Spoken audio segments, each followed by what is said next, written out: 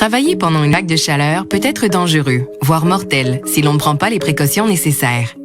L'épuisement par la chaleur et le coup de chaleur surviennent lorsque le corps ne réussit pas à se refroidir suffisamment et que la température interne augmente. Les symptômes de l'épuisement par la chaleur sont une transpiration excessive, une peau pâle, chaude et moite, une respiration rapide, des nausées, des vomissements et une altération de la conscience, comme de la somnolence ou des propos incohérents. Lorsque l'épuisement par la chaleur s'aggrave, c'est le coup de chaleur qui peut mener à la mort s'il n'est pas identifié assez tôt. Lors d'un coup de chaleur, la transpiration cesse entièrement. La peau devient chaude et sèche et souvent, on remarque une démarche chancelante.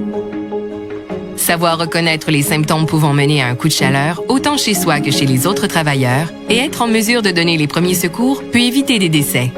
L'épuisement par la chaleur et le coup de chaleur peuvent être provoqués par plusieurs facteurs combinés, notamment une température ambiante élevée, un travail en plein soleil, un taux d'humidité élevé, un manque de circulation d'air, un travail physique exigeant et sans pause, un manque d'acclimatement à la chaleur et un habillement sombre ou inadapté à la température ambiante.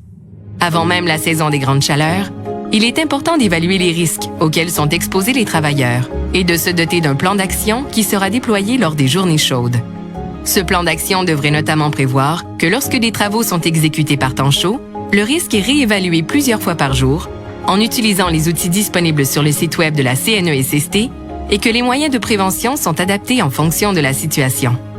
Quelques gestes simples peuvent aider. Ajuster le rythme de travail en fonction de la température. S'assurer que les travailleurs prennent des pauses toutes les heures, idéalement au frais ou à l'ombre, et augmenter la durée de ces pauses à mesure que la chaleur augmente.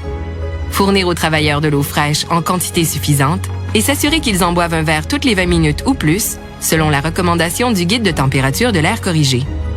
Éviter le travail isolé et favoriser les binômes. Pour éviter les problèmes liés à la chaleur, la clé, c'est une bonne planification.